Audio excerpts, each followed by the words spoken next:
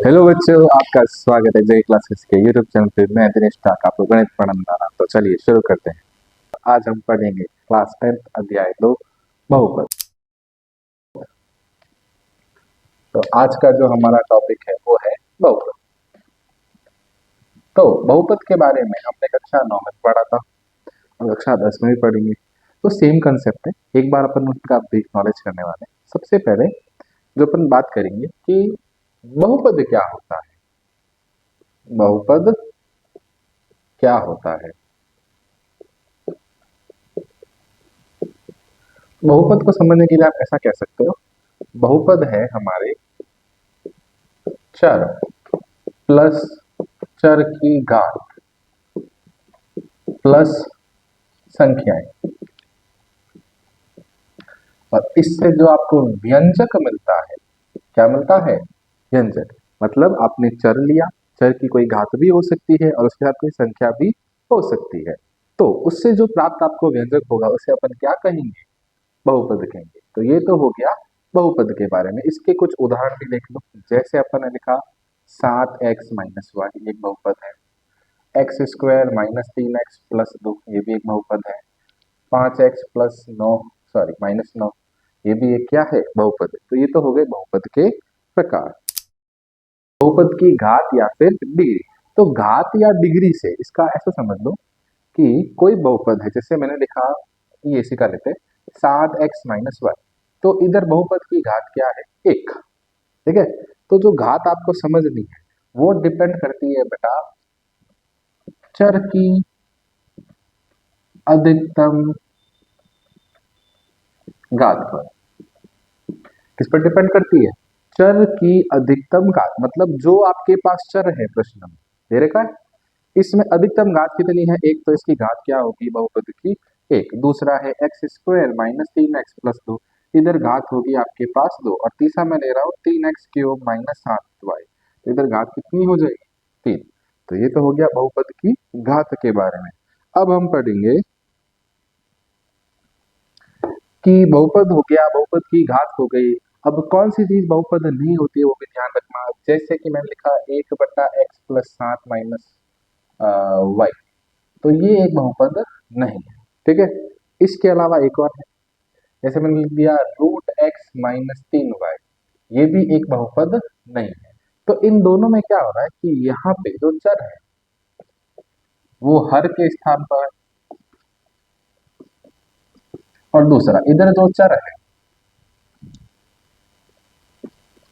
चर की घात जो है वो एक भिन्न के रूप में। अब जिसको नहीं पता बेटा, जब किसी भी संख्या पे रूट लगता है तो उसकी घात आधी हो जाती है। क्या हो जाती है बेटा? आधी हो जाती है। तो इस कंडीशन की वजह से ये दोनों बहुपद नहीं है। ठीक है। अब बात करेंगे बहुपद के प्रकार। तो बहुपद के अपन 3 आधार पे प्रकार पढ़ सकते हैं। पहला जो अपन ने पढ़ रखा है, घात के आधार पर। अभी पढ़ा है, देखो, ये है घात। जब घात 1 हो तो उसे बोलते हैं एक घाती। दूसरे शब्दों में ये होता है रेखिक। ये सुना होगा। ठीक है। जब घात 1 है, एक घाती या फिर रेखिक। जब बहुपद की घात 2 हो तो वो होता है द्विघाती, इसका कोई दूसरा नाम नहीं है, हाँ। और जब 3 हो तो त्रिघाती। ये तो हो गया आपके पहला। दूसरा आपके आता है पद के आधार पर।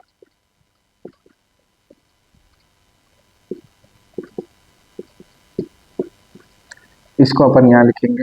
पद के आधार पर अपने पास 3 है, एक पदी, द्विपदी और त्रिपदी। जिसमें एक पद हो वो एक पदी, जिसमें 2 पद हो वो द्विपदी, जिसमें 3 पद हो वो त्रिपदी। अब इसका उदाहरण लेना है तो इसमें आप लिख सकते हो 4x, या सिर्फ 7, YZ, PQ, P। ठीक है। द्विपदी में होंगे 2 पद। 2 पद कब होंगे? जब प्लस या माइनस लग जाए, और कुछ नहीं। जैसे कि अपन लिखा है ना 4x, तो 4+x लिख दो, 7 नहीं होगा, yx+z कर दो, x² -7 कर दो। ये सब क्या है?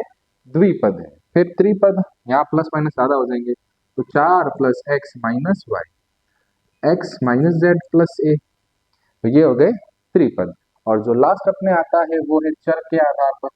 पहला एक चर, एक चर, द्विचर और त्रिचर। तो एक चर जिसमें एक चर हो, जैसे कि 7x + x, y² + y, या सिर्फ y² भी कह सकते हो। अब यहाँ किसी को है कि सर दो चर नहीं, एक चर, चर इधर क्या है x है, तो चर एक ही हुआ।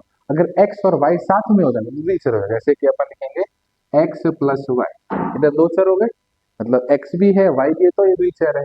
लेकिन जब x² + x है तो ये एक चर है। फिर आता है त्रिचर, इसमें हो जाएगा x y z। ठीक है, तो ये हो गए अपने बहुपद के प्रकार, बहुपद की घात, बहुपद क्या होता है। अब इसके बाद जो अपने आएगा वो है शून्यांक, बहुपद के शून्यांक।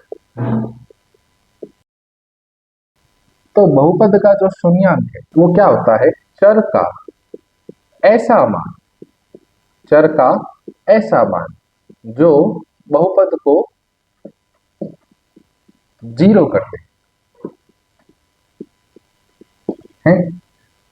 चर का ऐसा मान जो बहुपद को क्या कर दे, जीरो कर दे। जैसे कि उदाहरण ले, जैसे मैंने एक बहुपद लिखा x - 2, ये आपके पास एक बहुपद है। यहाँ पे जो p है वो बहुपद जो px है वो बहुपद को डिनोट करता है। अपना जो बहुपद क्या है वो है x - 2। तो आपको x का ऐसा मान ढूंढना है कि इसका मान जीरो हो जाए। तो वो मान है x = 2। कैसे, वो देखो, जब x = 2 रखा तो यहाँ पे जहाँ x लिखा वहां 2 रखना है, तो p कोष्टक 2 = 2 - 2, p कोष्टक 2 = 0। तो अपन को x का ऐसा मान मिल गया जिससे x, ये बहुपद क्या हो गया, जीरो। तो जो 2 है वो इस बहुपद का क्या है, शून्यांक। अब ऐसे समझ लो, x का ऐसा मान जो बहुपद को शून्य कर दे उसे शून्याङ्क बोलते हैं। ठीक है, ज्यादा आसान है, शून्य कर दे शून्याङ्क हो जाता है। तो ये हो गया शून्याङ्क के बारे में। अब मैं आपको कुछ क्वेश्चन दे रहा हूँ, उनके जवाब देना। सबसे पहले 5x² + 2x की घात क्या है। दूसरा, 7 एक बहुपद है या नहीं।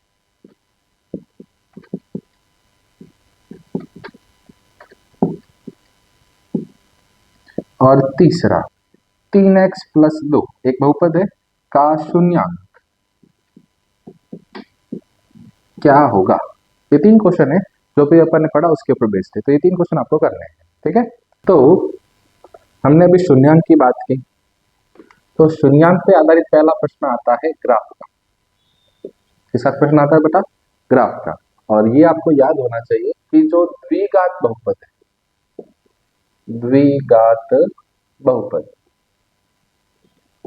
का ग्राफीय निरूपण, ग्राफीय निरूपण परवलयकार होता है। कैसा होता है, परवलयकार, मतलब परवलय के आकार का होता है। अब जिसको एक सर परवलय क्या होता है, ये नाम तो पहली बार सुना है। तो बेटा परवलय कुछ इस प्रकार दिखता है, ये आपका y एक्सेस हो गया, ये x एक्सेस हो गया, इस प्रकार की आकृति बनती है। या फिर आप ऐसे कह सकते हो किसी तरह से ऐसे, या फिर ऐसे, ये सब परवलय है। ठीक है, तो परवलय आकार किसका ग्राफ है, द्विघात बहुपद का। ठीक है, मैं बहुपद की बात नहीं कर रहा हूँ, स्पेसिफिक बोला है द्विघात बहुपद का ग्राफ कैसा होता है, परवलय का। ठीक है, ओके, अब इसको एक बार हटा देते हैं, इसकी अपनी जरूरत नहीं है। तो ये दो ग्राफ है। अब यहाँ पे आपको क्या सीखना है कि ग्राफ से शून्याङ्क की संख्या पहला, दूसरा ग्राफ से बहुपद की घात, ये दोनों चीजें अपन यहीं से सीखेंगे। ठीक है, तो इन दोनों का आंसर आपके छुपा हुआ है एक्स अक्ष पे। कहां छुपा हुआ है, एक्स अक्ष पे। तो अभी जो दो ग्राफ बने हैं, इन दोनों ग्राफों में आपने देखा है कि जो परवलय बना है वो एक्स अक्ष को काट रहा है। अब किसी को सर एक्स अक्ष नहीं पता, तो बेटा ये सोती भी है ना, ये ये एक्स अक्ष है, और जो सीधी खड़ी लाइन है ये क्या है, वाई एक्सिस है। ठीक है, तो इसलिए मैंने वो हटाया था क्योंकि वो उसका सही था नहीं। तो इन दोनों चित्रों में जो ग्राफ है वो दो पॉइंट पे कट कर रहा है। कितने पॉइंट पे कट कर रहा है, दो। अभी अपन बात करिए कि पैराबोला होता है द्विघात का, तो जो दो पॉइंट पे कट कर रहा है इस वजह से ये द्विघाती समीकरण है। मतलब इस बहुपद की घात कितनी है, दो, और जितनी उसकी घात होती है उतने ही उसके क्या होते हैं, शून्यांक। तो अगर इसकी घात दो है तो शून्याङ्क भी कितने होंगे, दो होंगे। घात दो है तो शून्याङ्क भी कितने होंगे, दो।